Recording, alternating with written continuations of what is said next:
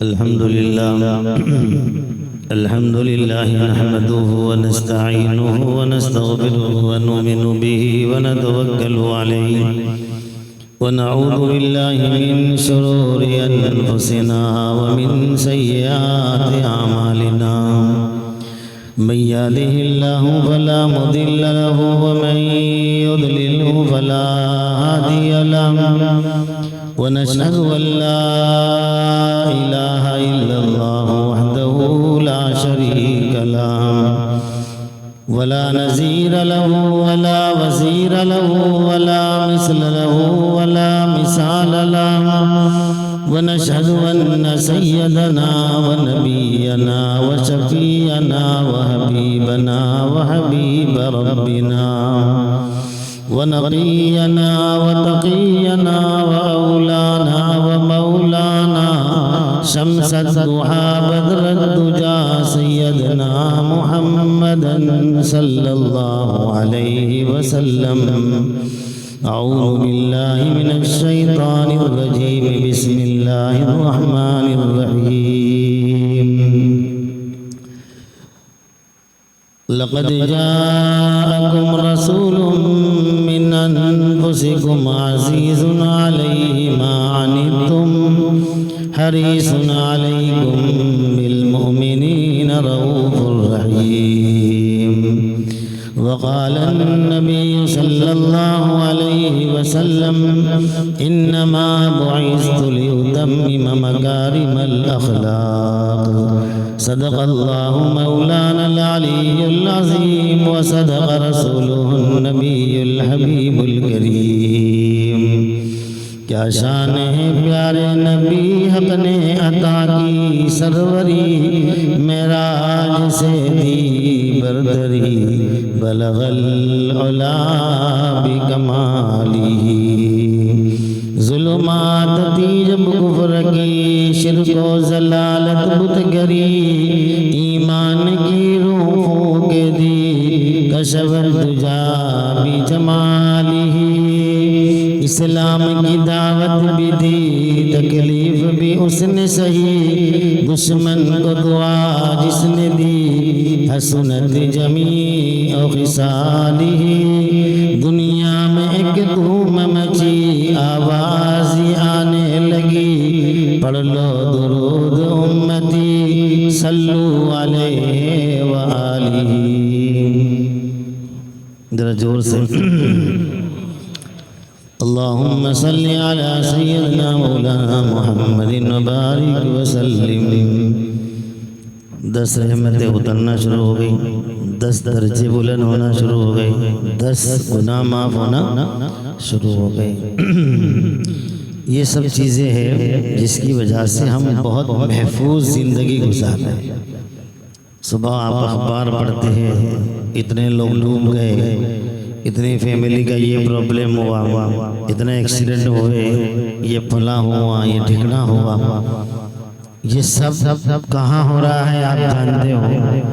اللہ نے ہمیں درود پاک کی ایسی نعمت عطا فرمائی ہے کہ کئی مصیبتوں کو دور کر دیتا ہے. ہمیں احساس نہیں ہے، اس لیے ہمیں پتہ نہیں چلتا ہے کہ آنے والی آسمان سے مصیبتوں کو یہ اینٹی میسائل بن کے اٹھا کر پھینک دیتا ہے. یہ درود پاک اللہ نے ہمیں عطا فرمایا ہے، اس لیے درود پاک ہم انشاءاللہ پڑھتے رہیں گے زندگی بھر. حضور علیہ السلام نے فرمایا قیامت کے دن سب سے زیادہ میرے نزدیک وہ لوگ ہوں گے جو مجھ پر زیادہ درود پڑھتے ہوں گے. تو پڑھتے رہیں گے انشاءاللہ، پڑھتے بھی ہوں گے اور پڑھتے بھی رہیں گے. کم از کم کتنی وقت پڑھنا چاہیے؟ حضور نے فرمایا من صلی علیہ 10 مرات، جو مجھ پر 10 مرتبہ کم سے کم گولی دی ہے 10 مرتبہ صبح شام مجھ پہ درود پڑھے گا وجبت لہو، بولو شفاعتی، میری سفارش اس کے لیے واجب ہو جائے گی. سستا سوتا ہے 10 وقت پڑھنے میں کیا وعدہ ہے؟ کلک باتیں کرتے ہیں تو 10 وقت محفل میں یہ طے کر لو کہ دوستوں کی محفل رات کو بیٹھے گی تو پہلے 10 مرتبہ درود شریف پڑھ لیں گے، پھر اپنی بات چالو کریں گے. امریکہ کی، انگلینڈ کی، جہاں کی کرنی ہو۔ لیکن پہلے ہم کیا کریں گے؟ چلیے مجھے 2-3 باتوں پر جو ہے گفتگو کرنی ہے، بہت لمبا نہیں، ایک پوائنٹ پر آدھا گھنٹہ اور ایک پوائنٹ پر 20 منٹ بات کریں گے۔ تو پہلی بات تو تمہیدی بات یہ کرنی ہے کہ ہم اپنی زندگی میں پوزیٹیو دماغ بنانے کی کوشش کریں۔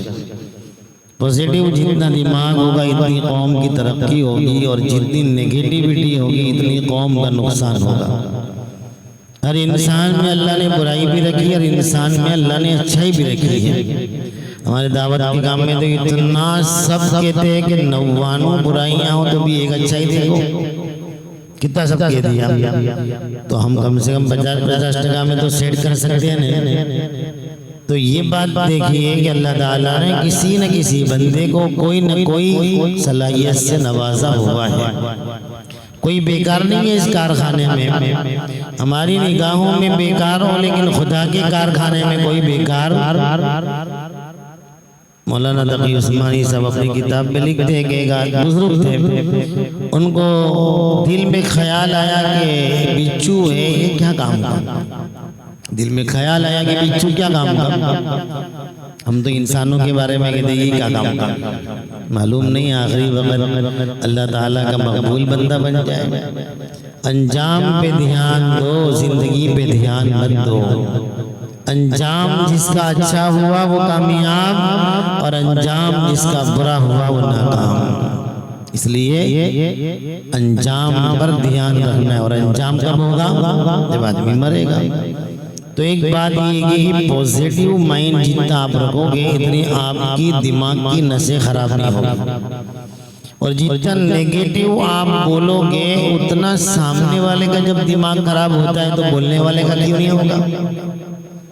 سمجھ میں آ رہی بات؟ جب میں آپ کو کسی کے بارے میں غلط بول کروں گا تو آپ کا دماغ خراب ہو گیا ہے، تو میں بولنے والے کے اندر کا دماغ کتنا خراب ہو رہا ہوگا؟ اس کا نقصان یہ ہوتا ہے کہ ہم کو چین نہیں پڑتا ہے۔ اس لیے ہم انشاءاللہ اپنے معاشرے میں کوشش کریں گے کہ پوزیٹیو تھنکنگ ہماری بنائیں گے، ہم تبھی کامیاب ہو سکتے ہیں۔ وہ بچھو کو دیکھا تو اس کے پیچھے پیچھے وہ بزرگ چلنے لگے۔ وہ بزرگ جب ندی کنارے پہنچے تو وہ بچھو جو ہے کود کے نہ کاچبے کے اوپر بیٹھ گیا۔ انہوں نے تو ٹھان لی تھی کہ دیکھتا ہوں کیا ہوتا ہے۔ وہ ناؤ کر کے اس کے پیچھے پیچھے پیچھے پیچھے گئے، اور وہ ندی پار بچھو اترا، اور ایک اچھا سا نیک بندہ سویا ہوا تھا، اس کے بالکل قریب میں ایک سانپ اس کو ڈنکھنے والا تھا۔ اتنی دیر میں بچھو نے اس پہ حملہ کر دیا۔ وہ اللہ والوں نے کہا کہ حقیقت میں تیرے کارخانے میں کوئی بیکار نہیں ہے، اس نے تیرے انسان کی جان بچا لی۔ تو ہمارے اللہ کے کارخانے میں جب بچھو بیکار نہیں ہے تو یہ بندہ بیکار کیسے ہو سکتا ہے؟ اس لیے ہمیں معلوم نہیں ہے کہ کس کی رات کی تنہائیاں توبہ میں گزرتی ہے، اور ہمیں معلوم نہیں ہے کہ کون اللہ کا کتنا مقرب ہے۔ اس لیے ہم بندے تک اپنے گمان میں یہ رکھیں کہ سب اچھے ہیں میں خراب ہوں، زندگی خوشحال گزرے گی، اور یہ پلان بنائیں گے کہ میں اچھا ہوں سب خراب ہے تو زندگی برباد ہو جائے گی۔ تو انشاءاللہ ہم یہ کوشش کریں گے اپنے گھر سے لے کر اپنے معاشرے میں کہ ہم اپنی سوچ پوزیٹیو بنائیں گے۔ آج ہماری مصیبت یہ ہے کہ ہم کسی کی بھی تعریف کرتے ہیں نا کسی کے سامنے، تو وہ سننے کے بعد اندر سے عقل بکل ہوتا ہے کہ اس کی بات کب ختم ہوئے، اور پھر میں بولوں کہ تیری بات بہت اچھی ہے، پن ایسا۔ تو اس کو تھوڑا سا ہم کوشش کریں اپنے اندر کسی کی اچھائی سننے کا بھی جذبہ، جب برائی سننے کا جذبہ ہے تو اچھائی سننے کا بھی جذبہ بنانے کی پوری کوشش کریں۔ اللہ اچھے ہیں اور اللہ اچھائی کو پسند کرتے ہیں، اس لیے ہم اچھائی سننے کی اور اچھی باتوں کی تعریف کرنے کے عادی بنیں گے۔ عمر بھی لمبی ہوگی، دماغ بھی صحیح رہے گا، دل میں اطمینان بھی رہے گا، معاشرے میں سکون بھی رہے گا، گھروں کے اندر چین رہے گا، اور اللہ تعالیٰ امت مسلمہ کو ترقی بھی عطا فرمائیں گے۔ دوسرے نمبر پر الحمدللہ اچھی بات ہے کہ ہم باہر سے آنے والے علماء کی بہت عزت کرتے، اکرام کرتے، سیلفی لینے کی کوشش کرتے، بازو میں بیٹھ کر ان کی جو ہے مقام دیکھ کر جو سوچتے کہ چلو ایک فوٹو پڑ جائے، اس سے کئی زیادہ اپنے لوکل علماء کی عزت کیا کرو۔ ایک عالم میں میرے جیسا ہے بھئی، برس میں ایک مرتبہ 1 گھنٹہ بول کے گیا، لیکن آپ کے وہ تمام علماء اساتذہ جو 25 30 40 سال سے آپ کے بچوں کو قرآن اور کلمہ پڑھاتے ہیں، دعا اور نماز سکھاتے ہیں، وہ کئی زیادہ ہم سے زیادہ قابل اکرام اور قابل تکریم ہیں۔ اس لیے اپنے علماء کی عزت ہمیشہ کیا کرو۔ دیکھو سب کا مزاج ملنا ضروری نہیں ہے، بل شریعت کا ملنا ضروری ہے۔ کسی کا مزاج نہیں ملتا ہے تو کوئی مسئلہ نہیں ہے، سلام دعا کر کے نکل جاؤ، لیکن کسی کی برائی مت کرو۔ میں نے ابھی مولانا سے کہا کہ علماء کا بغض، چاہے میں عالم ہوں کہ کسی عالم کا بغض رکھوں یا عام آدمی کسی عالم کا بغض رکھے گا تو اللہ پاک علم کی دولت سے محروم کر دیں گے۔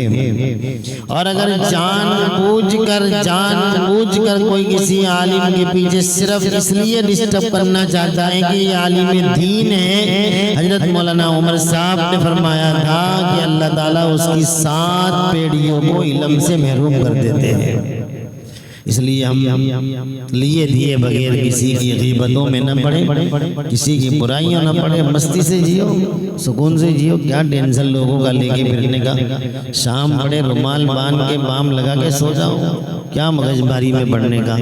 آدھے تو ہم لوگوں کے سکھ سے دکھی ہو گئے ہیں، اپنے دکھ سے اتنے دکھی نہیں ہیں جتنے لوگوں کے سکھ سے دکھی ہو گئے ہیں ہم۔ اس لیے ان چیزوں سے باہر نکلنے کی ہم کوشش کریں۔ چلیے ہمارا پہلا پوائنٹ دیکھیے، موٹیویشن۔ سیرت ہمارے لیے ایک موٹیویٹ کرنے کی بہت بڑی، اللہ کے رسول صلی اللہ علیہ وسلم کی شخصیت، آج دنیا نے رحمت عالم صلی اللہ علیہ وسلم سے موٹیویشن سیکھ کر بہت ترقی کر لی اور ہم جو ہے پیچھے رہ گئے۔ عیسائی لوگ کہتے ہیں کہ تمہارے پاس سونا ہے لیکن تم نے اس پہ کانٹ لگا دیا، ہمارے پاس لوہا ہے لیکن ہم نے سونے کا گلیڈ کر دیا ہے۔ اس لیے ہمارے پاس محمد رسول اللہ صلی اللہ علیہ وسلم اتنے بڑے نبی اللہ نے ہمیں عطا فرمائے کہ جو کسی قوم کو ایسے نبی نہیں ملے ہیں وہ اللہ نے ہمیں عطا فرمائے ہیں۔ اس لیے ایک واقعہ میں آپ کے سامنے ہجرت کا پیش کروں گا، ہجرت کا، اور دوسرا پھر تھوڑا سا ہم محبت رسول میں رسول اللہ کا ایک بچپن کے کچھ واقعات سن لیں گے جس سے ہمارے دل میں محبت اور پیار جو ہے موجزن ہو جائے۔ تو پہلے ہم چلتے ہیں ہجرت، رسول اللہ صلی اللہ علیہ وسلم کی ہجرت کا موقع سنتے ہیں۔ دھیان سے سمجھنا بات کو، ہم لوگ کہاں کھڑے ہیں اور ہمیں کیا کرنا چاہیے۔ نبی اکرم صلی اللہ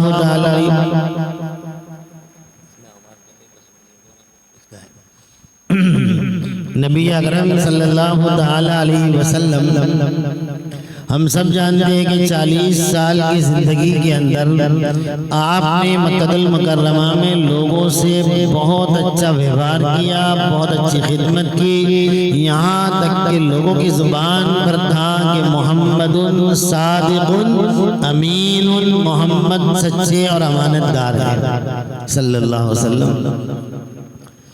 لیکن نبوت کے بعد 9 برس تک آپ کو اتنا ٹارچر کیا، مینٹلی فزیکلی، کہ کوئی کسر نہیں چھوڑی۔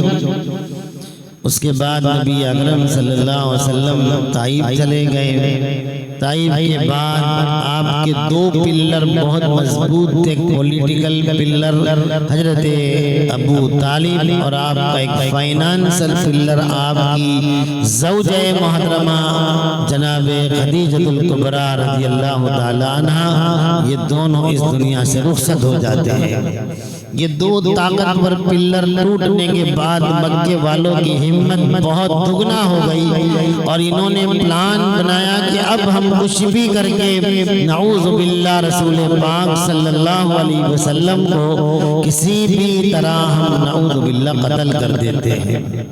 حالانکہ قرآن نے وہ پلان بتا دیا اِذْ يَمْكُرُ بِكَ الَّذِينَ كَفَرُوا لِيُثْبِتُوكَ أَوْ يَقْتُلُوكَ أَوْ يُخْرِجُوكَ وَيَمْكُرُونَ وَيَمْكُرُ اللَّهُ وَاللَّهُ خَيْرُ الْمَاكِرِينَ۔ اللہ تعالیٰ نے پیغام دے دیا کہ محمد صلی اللہ علیہ وسلم یہ لوگوں نے پلان بنا لیا ہے کہ آپ کو نعوذ باللہ یہ قتل کرنا چاہتے ہیں۔ سارے مکے کے تمام قبیلے والوں کو، تمام جماعت والوں کو، جماعت ہوتی ہے نا، جماعت والوں کو بھئی منصوری ہے، پٹھان ہے، یہ ہے، وہ ہے، فلاں ہے، فلاں ہے، سب قبیلے والوں کو بلا کے سب کا ایک ایک آدمی دو اور سب تلوار لے کر رسول پاک صلی اللہ علیہ وسلم کے گھر کے باہر کھڑے ہو جاؤ۔ سوچنے کی بات یہ ہے کہ اتنے بڑے نبی، اتنے خیر خواہ نبی، اتنی امت کی فکر کرنے والے نبی، کوئی عیب آپ کی زندگی میں نہیں ہے اور نہیں تھا، یہ سب کچھ ہونے کے بعد بھی کون سی حد تک مکے والے جا رہے ہیں کہ رسول اللہ صلی اللہ علیہ وسلم کو نعوذ باللہ قتل کرنے کے لیے پورا پلان بنا دیا۔ سوچیے ہم لوگ چھوٹی چھوٹی باتوں میں ہمت ہار جاتے ہیں، ارے نہیں مولوی صاحب میں دعوت کا کام نہیں کروں، یہ آپ لوگ اپنے پیچھے پڑے لے ہیں، میں مدرسہ نہیں پڑھاؤں گا، یہ اپنے پیچھے پڑے لے ہیں، میں دندہ نہیں کروں گا، میرے پیچھے پڑے لے ہیں۔ چھوٹی چھوٹی باتوں پہ ہم بیٹھ جاتے ہیں۔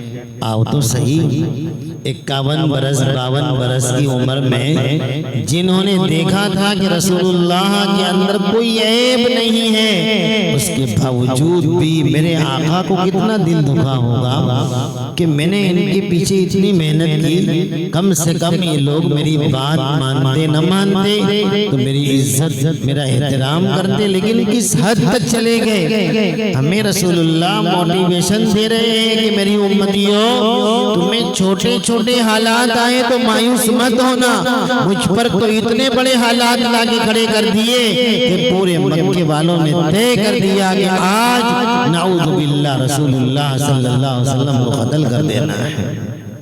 کتنا دل دکھا ہوگا نا، کتنی تکلیف ہوئی ہوگی۔ آپ کے خلاف 4 آدمی بات کرتے ہیں تو کیسا لگتا ہے؟ نیند نہیں آتی نہیں؟ کالی کوئی کہہ دے کہ مولانا ایک بات کہوں، تمہارے خلاف بہت خطرناک بات آئی ہے، نہ کھانا اچھا لگے نہ پینا اچھا لگے۔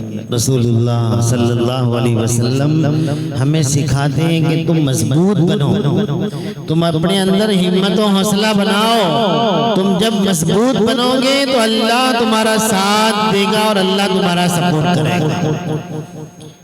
تو تمام لوگوں نے طے کر لیا کہ نبی اکرم صلی اللہ علیہ وسلم کو نعوذ باللہ قتل کر دینا ہے، اور رات کو سب پلاننگ کر کے کھڑے ہو گئے تلوار لے کر۔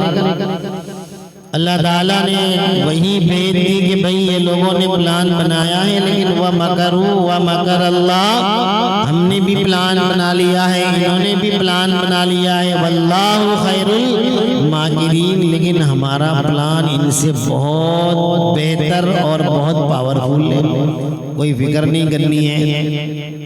نبی اکرم صلی اللہ علیہ وسلم کو اللہ تعالیٰ نے سب بتا دیا۔ حضرت علی رضی اللہ تعالیٰ عنہ کو اپنے بستر پہ لٹا دیا، سو جاؤ علی، ماننے والے بھی ایسے ہی تھے، مولوی صاحب اپنے کہے کہ بھائی تم سو جاؤ، دیکھے نہیں سودی اپنا کانٹیکٹ بس برابر ہے، اس سے آگے اپنے کچھ نہیں کر سکتے، تم جاؤ نہ تمہارا کام کرو۔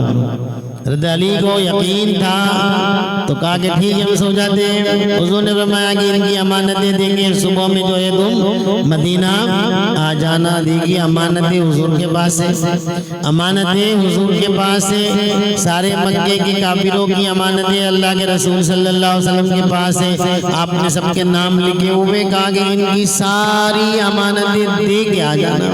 ہمارے جیسا ہوتا تو کہ ایک ہم وقتوں کو بخشنا ہی نہیں ہے، لاؤ ٹھیلا میلا لاؤ اور اونٹ ڈھونڈو اور چڑھا کے نکلو، لائے کوئی دنیا کی مثال محمد رسول اللہ صلی اللہ علیہ وسلم کی ایمانداری کی کہ دنیا کے لوگ آپ کے قتل کے در پہ ہیں اور ان کی امانتوں کو دینے کے لیے علی مرتضیٰ سے کہتے کہ ان کی امانت واپس دے کے آنا۔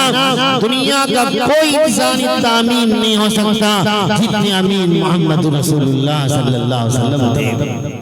یہ ہمارے لیے رسول اللہ نمونہ ہے، یہ ہمارے لیے رسول اللہ فخر ہے، ہمارے لیے رسول اللہ کی زندگی قابل فخر ہے کہ یہ ہمارے نبی ہے جنہوں نے چاروں طرف سے دشمنوں کے گھیرے میں بھی لوگوں کی امانتوں کے پہلے فکر کی، ہم بھی لوگوں کی امانتیں واپس دے دے۔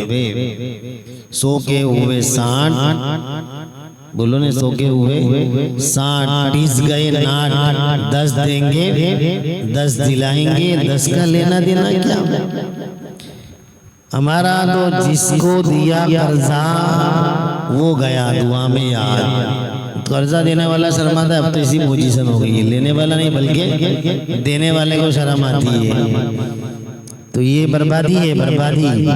قرض بغیر مطلب کا لینے والا، نبی اکرم صلی اللہ علیہ وسلم نے فرمایا اللہ تعالیٰ جس کو ذلیل کرنا چاہتا ہے وہ بیجا قرض لیتا ہے اور وہ ذلیل ہو جاتا ہے۔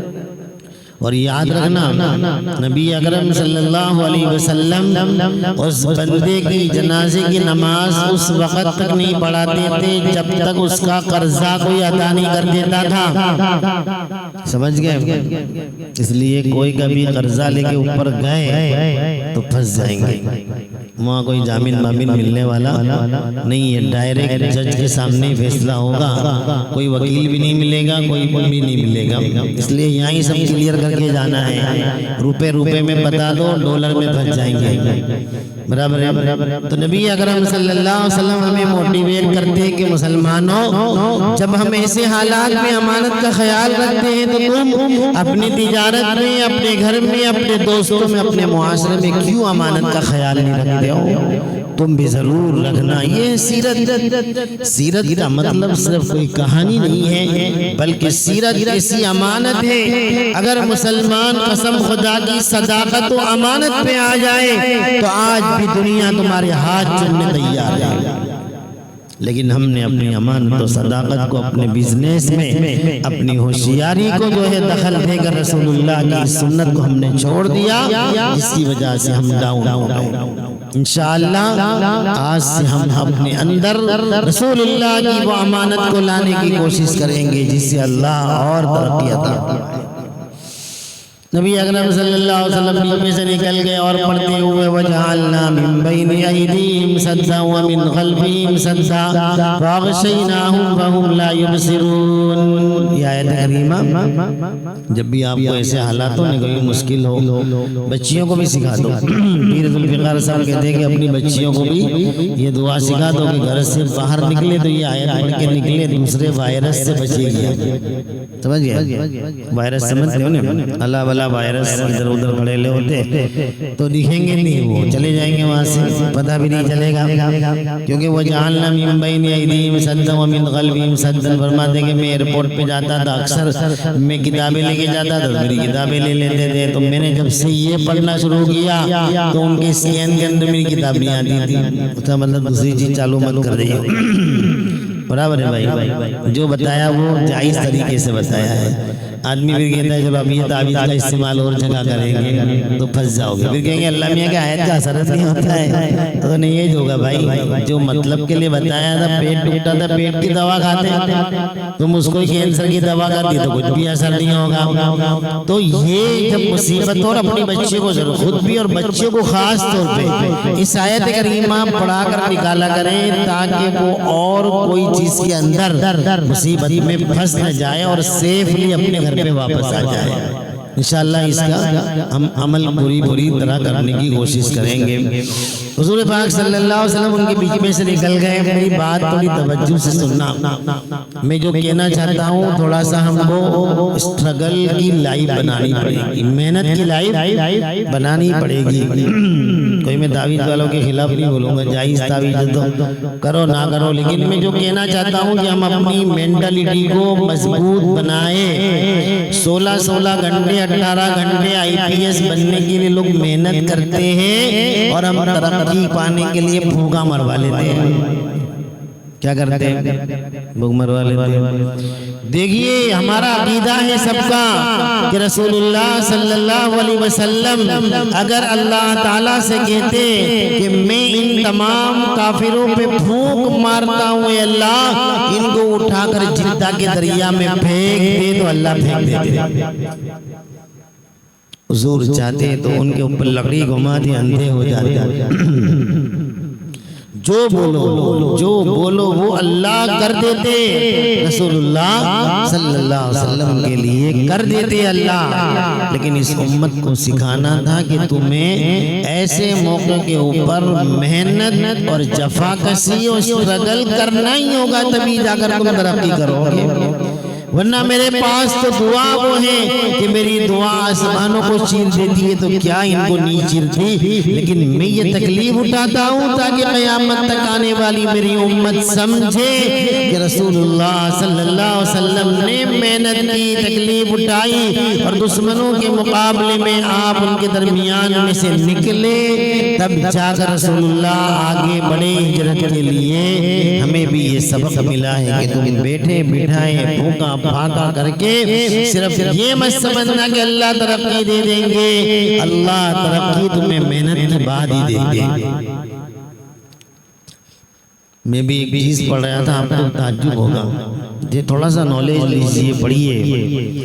پوری کی پوری غزوے اور پورے سرایا مطلب حضور خود بیٹھتے تھے اور لشکر پھیرتے تھے، اور جس میں اللہ کے رسول علیہ السلام جاتے تھے اس کو غزوہ کہتے ہیں۔ 27 غزوے اور کچھ 42 سرایا ملا کر 78 جو بھی کچھ ہوتا ہے آگے پیچھے، اتنے لڑائی ہوئی اسلامی حکومت میں برابر۔ کل ملا کر مسلمانوں کی شہادت 250 کے لگ بھگ ہوئی اور 750 سے اوپر جو ہے سامنے والوں کی ہوئی، یعنی کل ملا کر اگر 75 لڑائیاں گنے تو موت ہوئی 1000، اور پوری دنیا کے لوگوں نے لڑائیاں کیے۔ صرف امریکہ نے 400 برس میں 245 لڑائیاں کیے، اور پوری دنیا اب تک لڑتی ہے، 400 برس سے لڑی ہے، 400 برس سے اب تک 30 کروڑ لوگوں کی موت ہوئی ہے۔ بتائیے اسلام نے کیا کیا اور تم نے کیا کیا؟ ہمیں کہتے ہو تم، رسول اللہ صلی اللہ علیہ وسلم کی لڑائی 75 لڑائی ہوئی ہے، اس میں اتنے لوگ ہوئے، وہ بھی بہت سنبھل کے ہوئے ہیں، اور یہاں پر دیکھیے ورلڈ وار 1 کے اندر 2 کروڑ لوگوں کی موتیں ہو گئی۔ تو کیا اسلام نے تو لوگوں کو زندگی دی ہے، موت نہیں دی؟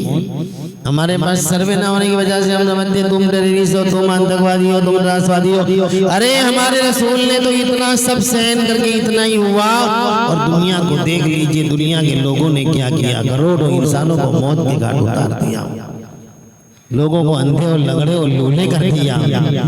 تو نبی اکرم صلی اللہ علیہ وسلم کا دین بہت پرفیکٹ دین ہے۔ بہرحال حضور علیہ السلام وہاں سے نکلے اور صدیق اکبر رضی اللہ تعالیٰ عنہ کے ساتھ آپ چلے ہیں، اور پھر غار ثور تھوڑا سا الٹا رستہ پکڑا اور غار ثور میں پہنچ گئے، اور غار ثور میں حضرت ابو بکر نے جو ہے آپ کو اوپر چڑھایا، اور آپ غار ثور میں گئے اور صفائی کر دی، اور جو کچھ بھی وہاں پہنچنا تھا، لمبی داستان ہے، لمبا واقعہ ہے، لیکن حضور علیہ السلام وہاں پر بیٹھ گئے، اور حضرت ابو بکر صدیق رضی اللہ تعالیٰ عنہ ساتھ میں تھے۔ مکے والے جو اپنی ایجنسیز لگا دی، سب کو لگا دیا ایجنسیوں کو، جو نالج زمانے کا تھا، جیسے آج کے زمانے کا نالج ہے، سائبر کے جاننے والے، ایسے اس زمانے کے لوگ تھے کہ پاؤں سے پہچان لیتے تھے، اونٹوں کی ٹانپ سے پہچان لیتے تھے کہ بھئی یہ لوگ کہاں گئے ہیں، وہ سب کو لگا دیا۔ لیکن سب ایک جگہ پر پہنچے اور غار ثور کے پاس پہنچے، اور حضرت ابو بکر صدیق رضی اللہ تعالیٰ عنہ نے دیکھ بھی لیا کہ اللہ کے رسول یہ آ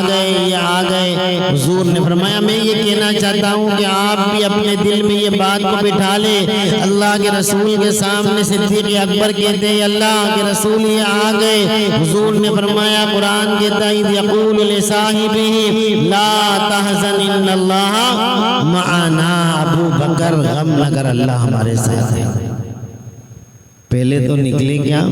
اگر گھر میں کہہ سکتے تھے اللہ ہمارے ساتھ ہے، کہہ سکتے کہ نہیں؟ بھائی ان کے درمیان میں کہہ سکتے اللہ ہمارے ساتھ ہے۔ ابو بکر صدیق کے گھر میں بیٹھ کر کہتے اللہ ہمارے ساتھ ہے۔ پوری کوشش کرنے کے بعد اب غار ثور میں پہنچ کے اپنی طاقت لگا دی، اس کے بعد اللہ نے کہا کہ اب کہو محمد تمہاری یہاں تک کی محنت ختم، اب باقی ہمارا سپورٹ شروع۔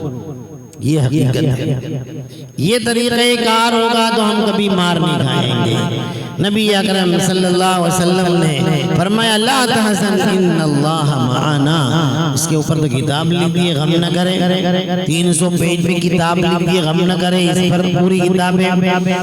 تو نبی اکرم صلی اللہ علیہ وسلم نے 3 دن وہاں گزارے اور 3 دن تک چھپے رہے۔ آپ چاہتے تو جناتوں کو بلا دے، فرشتوں کو بلا دے، ان کے پر پہ بیٹھتے اور 1 سیکنڈ میں مدینہ پہنچ جاتے کہ نہیں پہنچ جاتے، لیکن نہیں، دنیاوی زندگی گزارنی ہے تو دنیا کے اسباب کے ساتھ تم کو لڑنا ہی ہوگا اور دنیا کے اسباب کے ساتھ ہی تم کو چلنا ہوگا۔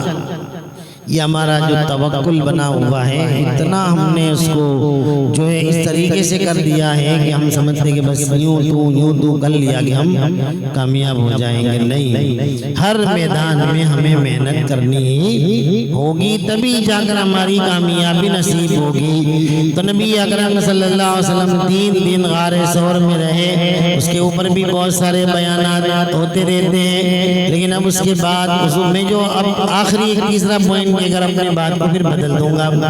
اب چلتے ہیں آگے۔ حضور علیہ السلام یہاں سے نکلے، ام معبد کا گھر آیا، وہ بکری آئی اور بکری نے دودھ دیا اور اس کے بعد وہ بکری سب سے زیادہ عمر والی ہوئی اور ام معبد نے جو ہے وہ اشعار کہے رسول اللہ صلی اللہ علیہ وسلم کے بارے میں۔ وہ ہونے کے بعد خود رسول اللہ مدینہ المنورہ پہنچ گئے اور مدینے میں آپ کا استقبال ہوا۔ استقبال ہونے کے بعد مدینے کے اندر نبی اکرم صلی اللہ علیہ وسلم جب پہنچے ہیں تو آپ کی اونٹنی جناب ابو ایوب انصاری کے گھر پر جا کر رکی۔ جناب ایوب انصاری کا گھر وہ تھا جو طبہ بادشاہ تھا۔ بہت برسوں پہلے طبہ بادشاہ نے بہت سارے علماء یہود کو بھیجا تھا اور کہا تھا کہ مدینہ جانا اور مدینہ میں ایک گھر بنانا۔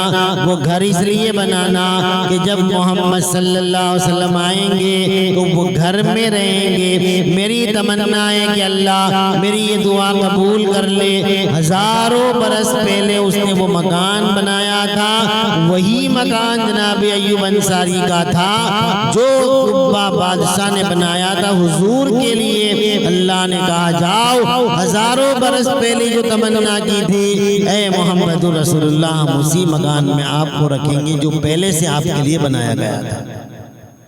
وہیں پر آپ پہنچ گئے۔ اب دیکھیے یہاں سے کچھ باتیں سمجھنے کی ہے۔ اب دیکھیے مکے والوں کے پاس سے حضور آ گئے۔ مکے میں 2 ہی گروپ تھے، ایک گروپ تھا مشرکین کا اور ایک گروپ تھا مسلمانوں کا۔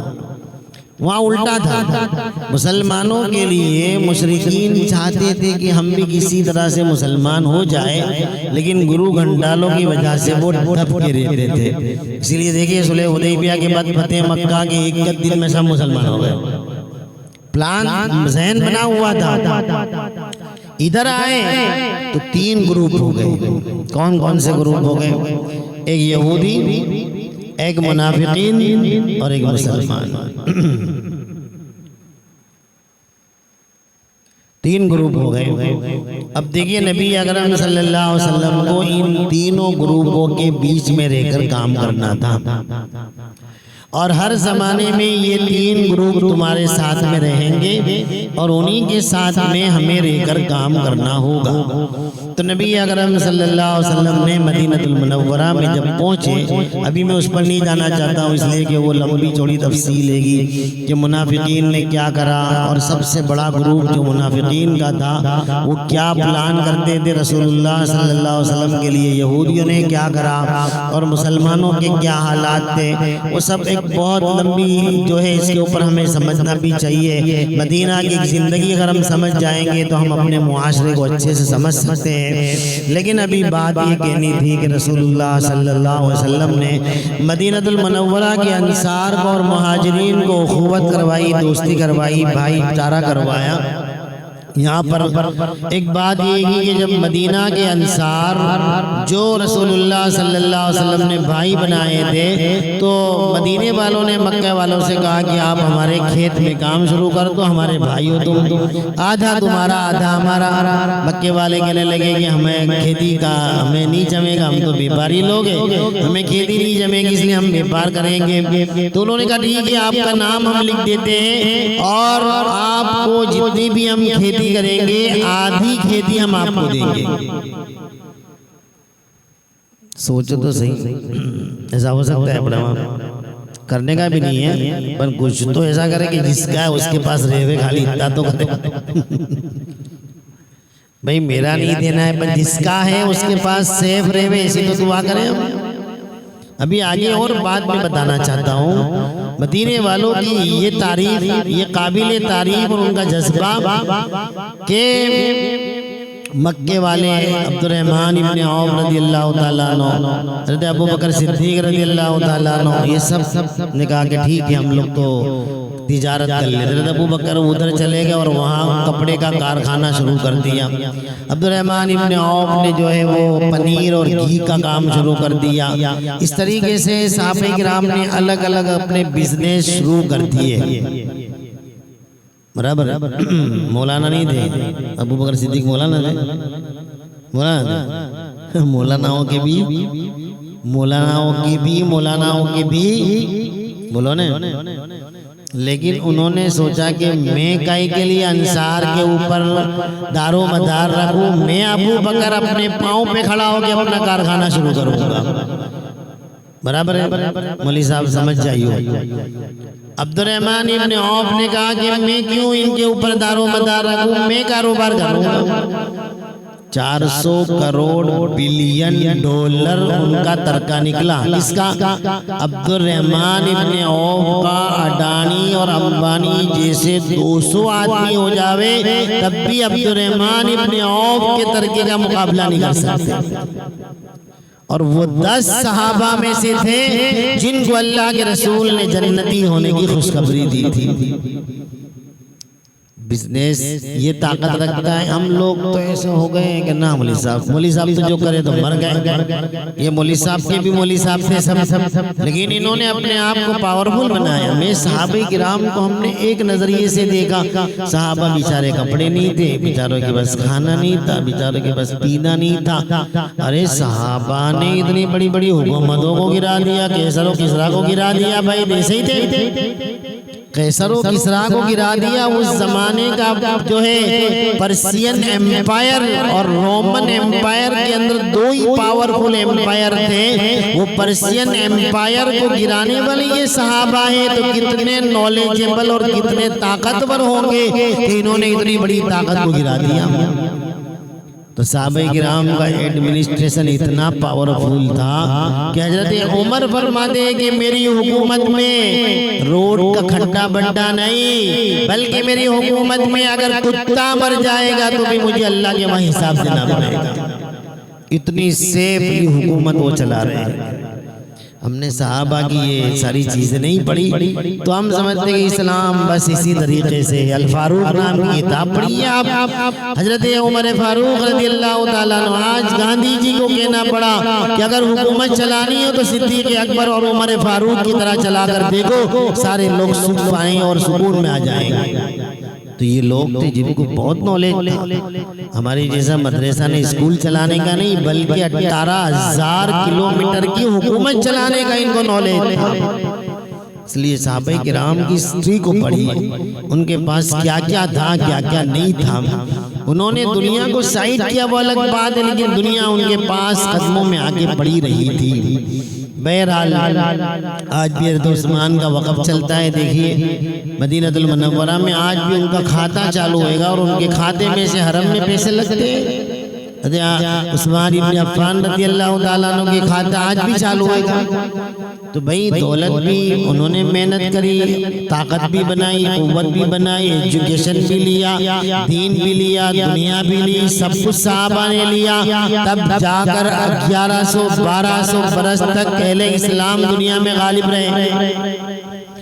تو نبی اکرم صلی اللہ علیہ وسلم کی یہ صحابہ کی آخری بات کے اگر 15 منٹ میں ہم تھوڑا سا رسول اللہ کا بچپن سن کے بات ختم کر دیں گے. نبی اکرم صلی اللہ علیہ وسلم کی یہ صحابہ کرام دھیمے دھیمے دھیمے کیپیبل بننے لگے، اور پھر وہ حالات آئے کہ یہودیوں کے ساتھ لڑائی اور ان کے سارے بغیچے قبضے ہونے لگے، ساری چیزیں قبضے ہونے لگی، اور مہاجرین بھی اب دھیمے دھیمے دھیمے دھیمے کیا ہونے لگے، ان بغیچوں کے ان زمینوں کے مالک ہونے لگے، اور دھیمے دھیمے سارے مدینہ المنورہ پہ اہل ایمان کا قبضہ ہو گیا. اور ان لوگوں کی والذین آمنوا وعملوا الصالحات لیستخلفنہم فی الارض کما استخلف الذین من قبلہم. اللہ تعالیٰ نے ان کو جو ہے استخلاف عطا فرما دیا اور ساری زمینوں پر قبضہ ہو گیا. اس کے بعد مہاجرین نے ایک میٹنگ بلائی، اور میٹنگ بلانے کے بعد یہ کہا کہ انصار کو اب ہم میسیج دے دیتے ہیں کہ ہم اچھے سے کیپیبل ہو گئے، ہم کھاتے پیتے ہو گئے، ہم زمینوں کے مالک ہو گئے، ہماری تجارت سیٹ ہو گئی ہے. اب وہ رسول اللہ صلی اللہ علیہ وسلم نے جو ہمارے کو بھاگیدار بنایا تھا بغیچوں میں، آج سے اس کو ہم ایگریمنٹ کو ختم کر دے، تم تمہارے بغیچے کے مالک ہو، ہم ہمارے کام کے مالک بن جاتے ہیں. قربان جائے انصار کو جب یہ میسیج ملا، انہوں نے میٹنگ بلا کر یہ کہا کہ مہاجر بھائیوں سے کہہ دو جس کام کو رسول اللہ نے بھاگیدار بنایا ہے، جب تک ہم زندہ ہیں تمہاری بھاگیداری کبھی ختم نہیں کریں گے. چاہے تم کتنے ہی بجو پتی ہو جاؤ، کروڑ پتی ہو جاؤ، لیکن اس حصے میں رسول اللہ نے ہمیں حصے دار بنایا ہے. ہم مرتے دم تک انصار مہاجرین کے لیے کبھی بھی اپنی حصے داری ختم نہیں کریں گے. ہے کوئی مثال دنیا میں ایسی بھائی چارگی کی اور ایسی پارٹنرشپ کی جو فری میں پارٹنرشپ ہو، اور وہ بھی یہ کہتے کہ تم مالدار ہونے کے بعد بھی ہم تمہیں مرتے دم تک رسول اللہ کی پارٹنرشپ کبھی ختم نہیں کروائیں گے. یہ ہے اسلام کی تاریخ. آپ اس کو پڑھتے چلیے تو یہ ہے مسلمان جو ترقی کر گئے. آج ہم اپنے آپ کو الٹا کر گئے، جس کی وجہ سے آج الٹے جا رہے ہیں. ترقی کا دور یہ تھا، ترقی کا طریقہ یہ تھا کہ اپنے بھائی کے لیے ہم بھلا سوچتے، اچھا سوچتے، ترقی سوچتے. آج دوسری قوموں نے مینوفیکچر سے لے کر ٹریڈنگ سے لے کر ڈسٹریبیوٹر سے لے کر ہول سیلر سے لے کر ریٹیلر سے لے کر اپنی قوم کو چنا ہے تاکہ تم ترقی کر جاؤ. اور جس قوم کو اتفاق و اتحاد مہاجرین و انصار کا ملا تھا، آج وہ قوم ٹکڑوں ٹکڑوں میں بٹ کر اپنے آپ کو تباہی کے راستے پر لے جا رہی ہے. اس لیے ہمیں دوبارہ اس سیرت کو اختیار کرنا چاہیے جو سیرت رسول اللہ صلی اللہ علیہ وسلم صحابہ کرام اور مدینے والوں کو دے کر گئے تھے. دل بڑا کرو اور براڈ مائنڈ بن جاؤ اور سب کو اپنے دل میں بسانے کی کوشش کرو گے، تبھی جا کر ہم ترقی کریں گے. تو انشاءاللہ یہ سیرت کا ایک چھوٹا سا نمونہ پیش کرنے کی کوشش کی ہے. ہم سب مل کر ایک معاشرہ، ایک خاندان، ایک قبیلہ بن کے رہنے کی کوشش کریں گے. اللہ جس کو چاہتا ہے ترقی دیتا ہے، اللہ جس کو چاہتا ہے نہیں دیتا ہے. ہمیں اپنی تقدیر پہ راضی رہنا چاہیے. پیر صاحب کا وہ جملہ ہمیشہ یاد رکھیے، جو اپنے نصیب پہ خوش وہ خوش نصیب ہے، جو اپنے نصیب پہ خوش نہیں وہ بد نصیب ہے. یاد رہے گا، جو اپنے نصیب پہ خوش ہے وہ خوش نصیب ہے، اور جو اپنے نصیب پہ خوش نہیں ہے وہ بد نصیب ہے. ہم اپنے جھوپڑی میں، اپنے چارپائی پہ، اپنی چپل پہ بھی خوش رہیں گے تو خوش نصیب ہے، اور لوگ اپنے محل میں، اپنی مرسیڈیز میں، اپنی بہترین گاڑیوں میں بھی خوش نہیں ہے تو وہ بد نصیب ہے. لہذا اچھی زندگی گزارنے کا طریقہ یہی ہے کہ اپنے بھائیوں کے بارے میں اچھی سوچ بنائیے، ظن المؤمنین خیرا، مومنوں کے بارے میں اچھا گمان بنائیے، ان کی نیگیٹو بات کو بھی پوزیٹیو بنانے کی کوشش کیجئے۔ ایک طبقہ ہوتا ہے جیسے رسول اللہ صلی اللہ علیہ وسلم نے ایک طبقہ تھا، جب فتح مکہ ہوا اس وقت حضور نے 4 لوگوں کا نام لیا تھا کہ یہ 4 لوگ کعبے کے اندر چلے جائے تب بھی ان کو قتل کر دینا۔ 4 لوگوں کا نام لیا تھا، باقی سب کو حضور نے پوزیٹیولی معاف کر دیا تھا۔ تو کچھ ہوتے ہیں جن کے لیے پھر ہم بھی دعا کر لیتے، بد دعا کر لیتے، ختم کرتے، لیکن اس کا ہمارے پاس کوئی پیمانہ نہیں ہے۔ لہذا ہم کوشش یہ کریں کہ اپنی زندگی میں پوزیٹیو مائنڈ بنانے کی کوشش کریں گے انشاءاللہ، ورنہ ہونا کچھ نہیں ہے، اوپر بھی جواب دینا ہے اور یہاں پر بھی بھگتنا ہے، اور کچھ ہونا نہیں ہے۔ بہت سارے لوگ آئے، بہت سارے چلے گئے، بہت سارے آئے، بہت سارے لوگ چلے گئے، ہم بھی آئے، ہم بھی چلے جائیں گے۔ کوئی قبرستان میں پھر پوچھنے باتنے آتا نہیں ہے گا۔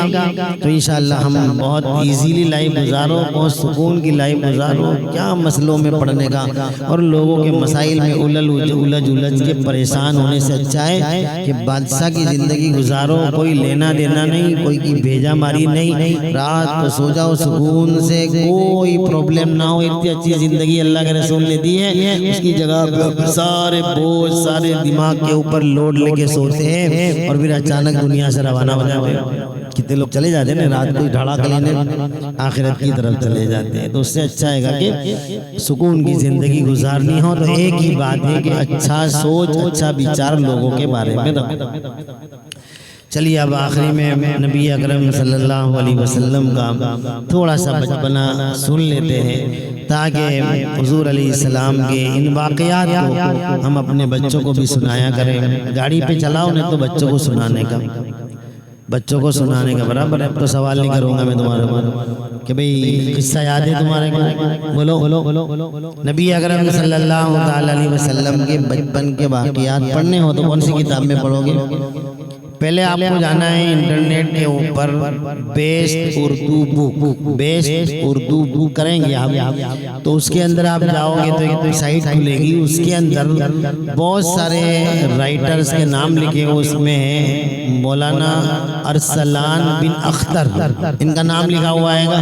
ان کو کلک کرو گے تو اس میں بہت ساری کتابیں بچوں کے لیے، اس میں سے کتاب ملے گی حضور کا مثالی بچپن، حضور کا مثالی بچپن، وہ کتاب لیجئے اور اس میں سے ایک دو قصے پڑھو، اور کبھی کبھی گاڑی پہ یا اپنے گھر میں بیٹھے ہو تو بچوں کو سنا دیا کرو کہ بیٹا رسول اللہ صلی اللہ علیہ وسلم کا بچپن ایسا تھا، موٹیویٹ بچہ بچپن سے ہوگا۔ ہمارے گھر میں نے مستورات میں بولا تھا، نہ سیدہ خدیجہ کا جانتے، نہ سیدہ فاطمہ کو جانتے، نہ سیدہ زینب کو جانتے، نہ سیدہ رقیہ ام کلثوم کے حالات جانتے، وہ ہماری امی جان سیدہ کبریٰ طاہرہ خدیجہ نے کیا قربانیاں دی، کیسے گھر چلایا، کیسے بچیاں پالی، کیسے خاندان پالے، اور 4 نمبر کی مالدار عورت تھی، اتنی پیسے والی عورت تھی، رسول اللہ کے ساتھ کیسی زندگی گزاری۔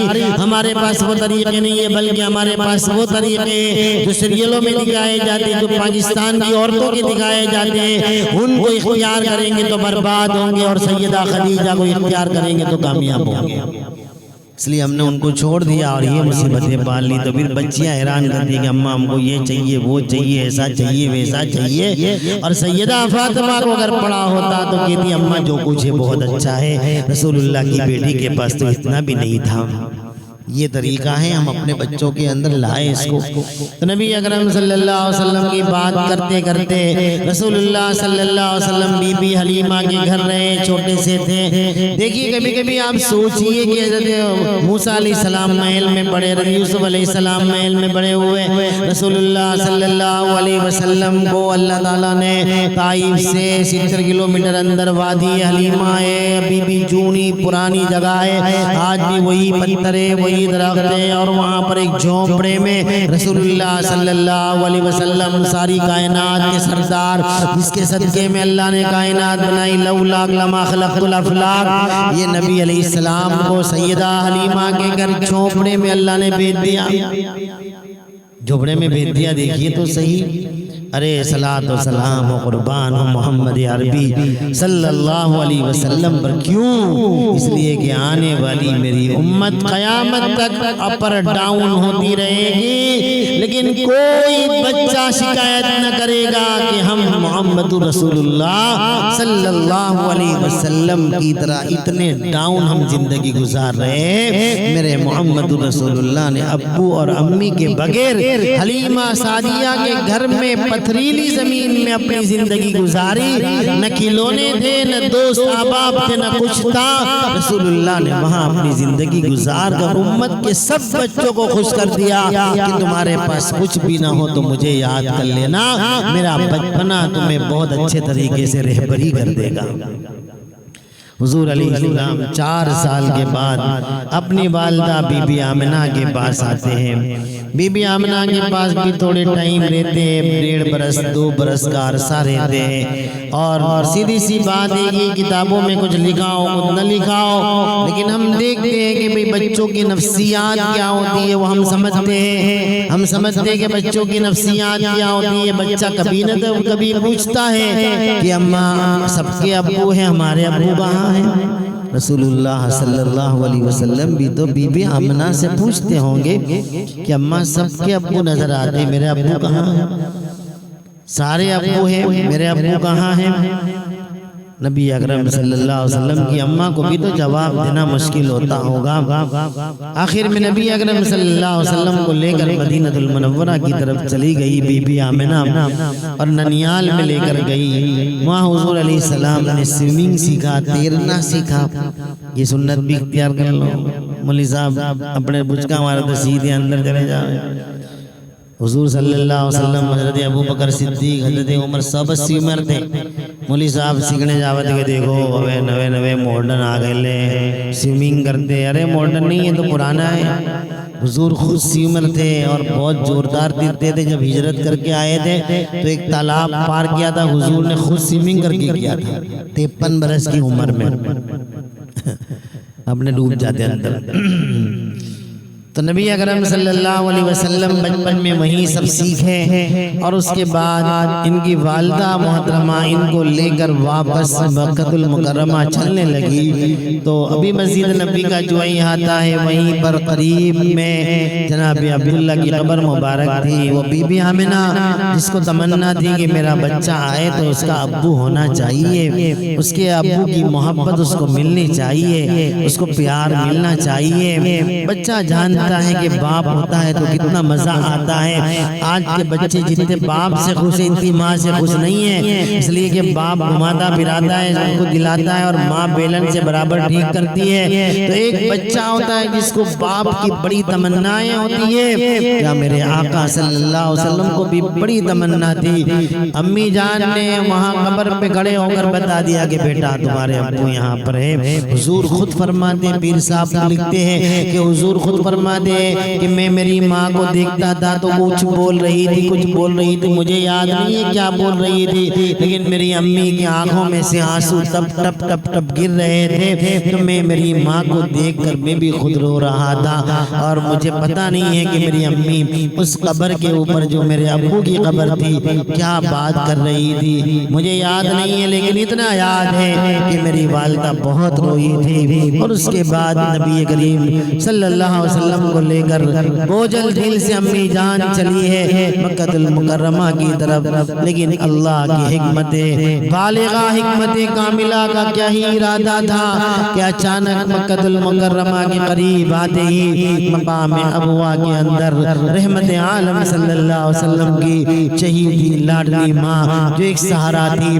ایک محبت تھی، ایک آنچل تھا، ایک دوپٹہ تھا، ایک دامن تھا، وہی ماں زمین پر بیٹھ جاتی ہے، اور رسول اللہ صلی اللہ علیہ وسلم دیکھتے ہیں بی بی آمنہ کو پسینہ ہو رہا ہے، اور دھیمے دھیمے زمین پر سو گئی، اپنے بیٹے کو سینے سے لگایا اور کچھ اشعار پڑھے کہ بیٹا محمد تیری بڑی شان ہونے والی ہے، وَكُلُّ حَيٍّ مَيِّتٌ، بیٹا محمد ہر زندہ کو مرنا ہے۔ قسم خدا کی وہ سینے پر سر رکھنے والا ننھا منھا بچہ، اور وہ ماں کی موت نے شاید آسمانوں میں فرشتوں کو رلا دیا ہوگا، وہ زمین بھی رو پڑی ہوگی، جس جس بچے کے لیے کئی خادمہ ہونی چاہیے تھی، وہ بچے کی تو ماں کا آسرا بھی اب لے لیا گیا تھا۔ رسول اللہ صلی اللہ علیہ وسلم اپنی والدہ کو چمٹ کر بیٹھے رہے۔ حقیقت میں وہ یتیم بچہ ہی جانتا ہے، جس کا ایک سہارا ماں ہوتی ہے، ایک محبت ماں ہوتی ہے۔ اللہ نے وہ رسول اللہ کی والدہ کو بھی بلا لیا۔ وہ یتیم بچہ ہی جانتا ہے کہ اس کی کیا سوچ ہو سکتی ہے۔ کتابوں میں لکھا ہو نہ لکھا ہو، لیکن ہم یتیم بچوں کو دیکھ کر معلوم کرتے ہیں کہ وہ بچے کیا سوچتے ہیں۔ ہم نے کورونا میں ایک والد کو دفن کیا جس کا 6 برس کا بچہ تھا۔ وہ بچہ ہمیشہ قبرستان میں روزانہ آتا تھا۔ جب میں اس کو دیکھتا تھا تو یہی منظر مجھے یاد آتا تھا کہ محمد رسول اللہ صلی اللہ علیہ وسلم اپنی والدہ کے پاس کیا کیا بات کرتے ہوں گے۔ وہ بچہ دوڑ کر اپنے ابو کی قبر پہ جا کر سو جاتا تھا تاجرہ قبرستان میں، اور جا کر سو جاتا تھا اور پھر کچھ باتیں کرتا تھا۔ میں اس کو بلاتا تھا، سر پہ ہاتھ رکھ کے گلے میں ہاتھ ڈال کے پوچھتا تھا کہ بیٹا کیا باتیں کرتا ہے۔ میں نے جا کر ابو جی سے کہہ دیا کہ ابو جی کل میں رات کو آپ کو لینے آنے والا ہوں، اور میں ابو جی کو نیچے سے نکالوں گا اور گھر پہ لے جاؤں گا، اور میں کھلونے لایا ہوں، میں ابو کے ساتھ کھیلوں گا۔ میرے محمد رسول اللہ صلی اللہ علیہ وسلم بھی تو اپنی والدہ سے نہ جانے کیا کیا باتیں کرتے ہوں گے کہ ماں اب میں مکہ میں کون سے گھر میں سوؤں گا، اب کون سے بستر پہ سوؤں گا، کس کے دامن میں منہ ڈال کے رہوں گا، کس کو اپنی تکلیف بتاؤں گا، کس کو اپنا درد بتاؤں گا۔ نہ زبان حال سے رسول اللہ صلی اللہ علیہ وسلم کون کون سی باتیں کہتے ہوں گے، جس کا ایک پیارا سہارا دنیا سے اللہ نے لے لیا۔ نبی کریم صلی اللہ علیہ وسلم کو ام ایمن نے اپنے ساتھ لیا۔ کتابوں میں لکھا ہے کہ حضور علیہ السلام بار بار مڑ کے دیکھتے تھے، ماں میری اتنی دور ہو گئی مجھ سے، ماں میری اتنی دور ہو گئی، اور پھر ام ایمن آپ کو آپ کے دادا کے گھر پہ چھوڑ دیتی ہے۔ نبی اکرم صلی اللہ علیہ وسلم صلاح الدین سیوی صاحب یہ 2 قصے سنایا کرتے ہیں اکثر کہ دادا کے گھر میں آپ جب سو جاتے تھے چٹائی پہ، اور عام طور پہ بچوں کی عادت ہوتی ہے، چھوٹے بچے عام طور پہ ماں کے پاس سوتے ہیں، زیادہ تر ماں ہی کو آواز لگاتے ہیں۔ نبی اکرم صلی اللہ علیہ وسلم دادا عبد المطلب کے گھر میں چٹائی پہ سوئے ہوئے ہوتے ہیں، اور اچانک آپ کی آنکھ کھلتی تو ایک جملہ نکلتا، یا اماں یا اماں، اماں اماں، ایسا آپ کی زبان سے نکلتا، لیکن پڑوس میں کوئی نہ ہوتا۔ وہ تو اللہ تعالیٰ نے کیا امتحان لے لیا تھا رسول اللہ کا، بچپن ہی ہمارے لیے قربان کر دیا، بچپن ہی ہمارے لیے قربان کر دیا۔ صلاۃ و سلام ہو میرے محبوب پر، پیدا ہونے سے لے کر روز ادر میں جانے تک کوئی وقت، کوئی ٹائم، کوئی موقع رسول اللہ کا ہمارے لیے قربانی سے خالی نہ گیا۔ ایسے محبوب نبی اللہ نے ہمیں عطا فرمائے، اللہ ہمیں ان کی قدر نصیب فرما دے کہ جب میں اپنے دادا کی بکریاں لے کر مکہ میں جاتا تھا، پہاڑوں کے اوپر جاتا تھا، تبھی میرا پیر پھسل جاتا اور میرے گھٹن میں لگتا تو میری زبان سے یہی نکلتا، واہ یا اماں اماں، پھر وہی ہوتا کہ میرے لیے کوئی نہ ہوتا۔ نبی کریم صلی اللہ علیہ وسلم 8 سال کے ہوئے، خود سیرتوں میں لکھا ہے کہ حضور خود فرماتے ہیں کہ میں اپنے دادا کے جنازے کے پیچھے روتے روتے چلتا تھا اور سوچتا تھا کہ اب کس کی گود میں جاؤں گا۔ کبھی حلیمہ کی گود ملی، کبھی آمنہ کی گود ملی، اب مجھے ابو طالب عبد المطلب کی ملی۔ اب دادا نے سونپ دیا تھا ابو طالب کے پاس کہ اب محمد کو وہاں رکھنا۔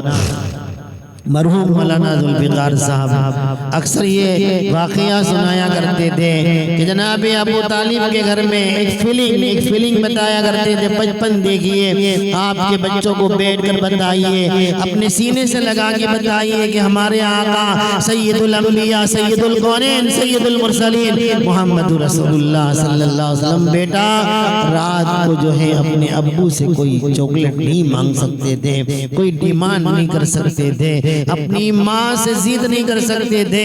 جناب ابو طالب جب گھر میں داخل ہوئے، حضور کونے میں بیٹھے ہوئے تھے۔ جناب ابو طالب نے محمد کو دیکھا، ان کے بچوں کو دیکھا، بچے اپنی والدہ سے کچھ چھینا جھپٹی کر رہے تھے کھانے کے لیے۔ حضور کو دیکھ کر جناب ابو طالب نے اپنے گود میں لے کر کہا کہ بیٹا محمد، مجھے ایسا محسوس ہوتا ہے کہ تم خاموش اس لیے بیٹھے ہو کہ تمہاری امی اور ابو نہیں ہیں، اس لیے تم کسی بھی طریقے سے چھینا جھپٹی نہیں کرتے ہو۔ تم خاموش اپنے دل میں یہ فیلنگ محسوس کرتے ہو کہ میرے امی ابو ہوتے تو میں چھینا جھپٹی کرتا، لیکن میرے پاس یہ موقع ہی نہیں ہے۔ حضور علیہ السلام نے فرمایا محمد آؤ میرے پاس، اور ان کی بیوی فاطمہ بنت سعد سے کہا اے فاطمہ آئندہ کل سے سب سے پہلے میرا محمد کھائے گا، اس کے بعد بچوں کو کھلانا۔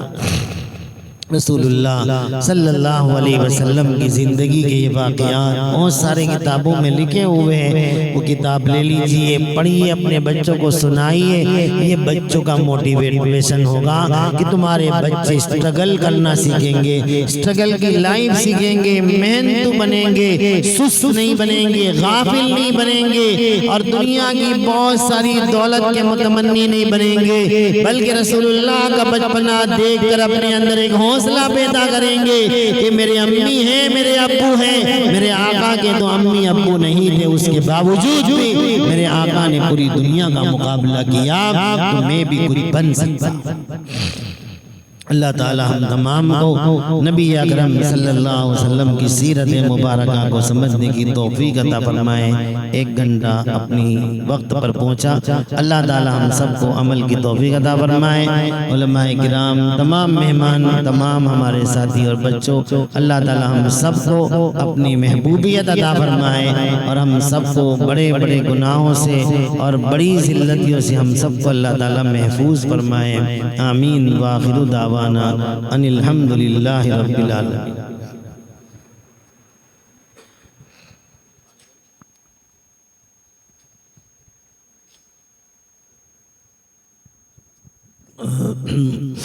بلڈ ڈونیشن، بلڈ ڈونیشن کا مہدی ہال میں اسکول میں ہے بلڈ ڈونیشن، تو اپنا خون دے کر جو ہے وہ ہم زیادہ سے زیادہ اس کا تعاون کریں۔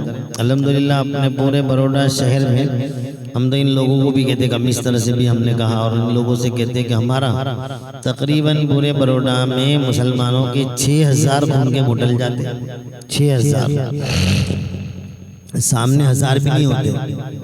ہم تو ہمارا خون دے رہے ہیں الحمدللہ، اور خون دے کر ہم خدمت کر رہے ہیں، لیکن ہم کو یہ ساری چیزوں کو ہائی لائٹ کرنا پڑے گا اور عام ہندوؤں کو بتانا پڑے گا کہ بھئی ہم لوگ تو یہ ہیں، اپنے دیش کے لیے ہم یہ سب کر رہے ہیں۔ ہماری زندگی میں جمعیت علماء ہند نے یہ بات ثابت کری ہے کہ کبھی بھی مسلمانوں نے اتنے برسوں میں کبھی بھی سرکاری پراپرٹیز کو ڈیمیج کبھی نہیں کیا ہے۔ دیکھ لیجیے، آپ تاریخ اٹھا لیجیے، کئی قوموں نے، کئی ملک کے لوگوں نے جو ہے وہ ٹرین کی پٹریوں کو اٹھا کر پھینک دیا، بسوں کو جلا دیا، کئی پراپرٹیز کو جلا دیا، لیکن الحمدللہ مسلمانوں کو جو جاہل سمجھتے، جاہل تو جاہل، لیکن الحمدللہ آج بھی دیش کی کوئی پراپرٹیز کو نقصان نہیں پہنچایا ہے۔ انشاءاللہ اور بھی ہم اپنے ملک کے وفادار رہیں گے، اور اللہ سے دعا کرتے اللہ تعالی ہمیں یہ غیر ذلت میں سے نکال کر دوبارہ عزت کے مقام پر پہنچا دے، تاکہ ہم پھر سے جو ہے اسلامی اخلاق و اعمال کو اپنے ساتھ ساتھ دنیا کے بہت سارے لوگوں کو پہنچا کر ایک سکون کی زندگی گزارنے والے بنے۔ آمین۔ وآخر دعوانا الحمدللہ رب العالمین۔ اللہم صلی علی سیدنا مولانا محمد وبارک وسلم۔ لا الہ الا انت سبحانک انی کنت من الظالمین۔ اے اللہ ہمارے گناہوں کو معاف فرما، بیماروں کو شفا عطا فرما، مرحومین کی مغفرت فرما۔ اے اللہ ہمارے پاس کوئی اعمال ایسے نہیں ہم دکھا سکے نہ ہمیں اپنے اعمال پہ بھروسہ، نہ ہمیں اپنے علم پہ بھروسہ، نہ اپنی صلاحیت پہ بھروسہ، نہ اپنی قابلیت پہ بھروسہ۔ اے اللہ بھروسہ تیری رحمت پہ ہے، اپنی رحمت سے ہمیں معاف کر دے، اپنے کرم سے ہمیں معاف کر دے۔ آپ ہمارے سب گناہوں کو جانتے ہیں، آپ نے ستاری کا معاملہ کیا ہے۔ اگر آپ ہمارے گناہوں کو کھول دے تو ہمارا چھوٹا بچہ بھی ہم سے کہے گا ابو آپ اتنے گندے ہو۔ اللہ آج بھی آپ نے ستاری کا معاملہ کیا ہے، قیامت کے دن بھی ستاری کا معاملہ کرنا۔ ہمارے حبیب کے سامنے ہمارے گناہوں کو مت کھولنا اللہ، اس سے پہلے معاف کر دینا، ہمیں رسوائی سے بچا لینا، جہنم کی آگ سے بچا لینا، عذاب قبر سے بچا لینا۔ بہت بہت گنہگار ہیں، ہمیں تو کچھ سمجھ میں نہیں آتا کہ ہمارے پاس کیا ہے۔ اللہ ہم بھول جاتے ہیں، کبھی کبھی تکبر میں چلے جاتے ہیں، کبھی کبھی ہم بڑائی میں چلے جاتے ہیں، ہمارے پاس کچھ نہیں ہے۔ اگر قبر میں آپ کہہ دو کہ لاؤ اتنی نعمتوں کا حساب، تو ہمارے پاس کچھ نہیں ہے۔ مولا بس معاف کر دینا اللہ، معاف کر دینا اللہ۔ اقراری مجرم ہے اللہ، ہم کوئی دلیل نہیں کرنا چاہتے، اپنی عبادت کی کوئی دلیل نہیں، اپنے علم کی کوئی دلیل نہیں، کوئی اپنے عمل کی دلیل نہیں کرنا چاہتے۔ اپنے کرم سے اپنے رحم سے ہم نالائقوں کو معاف کر دینا۔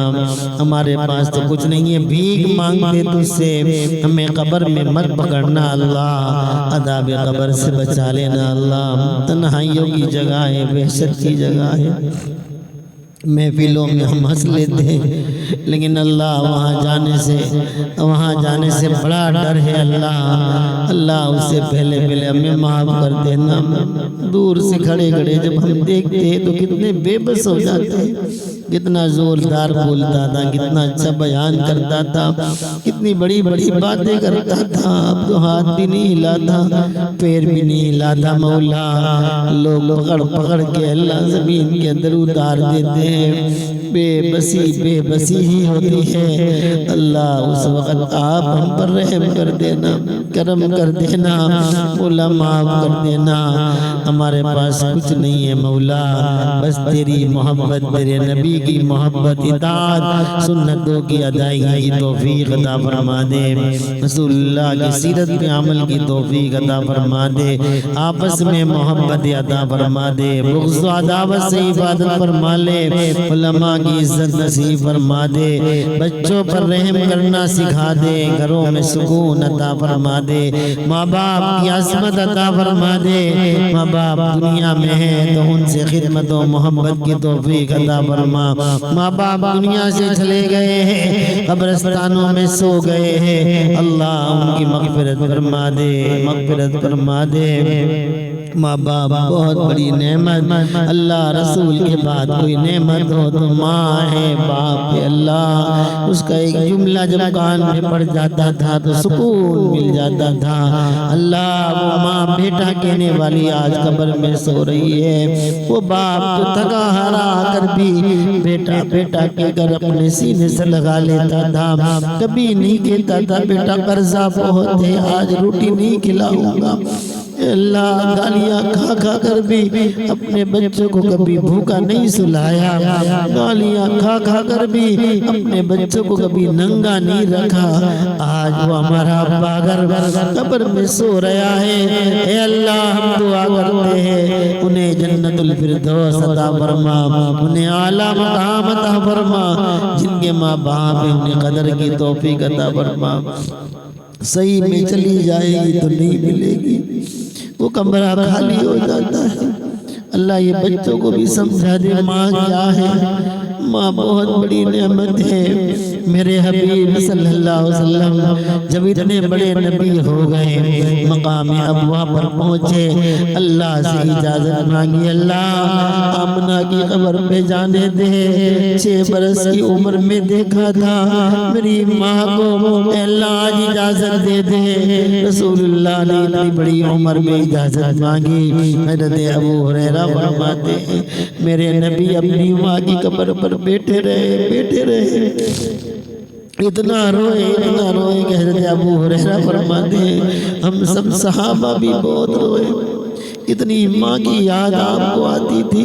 اللہ بہت بڑی نعمت ہے, ہمیں قدر دے دے. وہ ہماری جنت ہے, وہ ہمارے لیے جہنم ہے.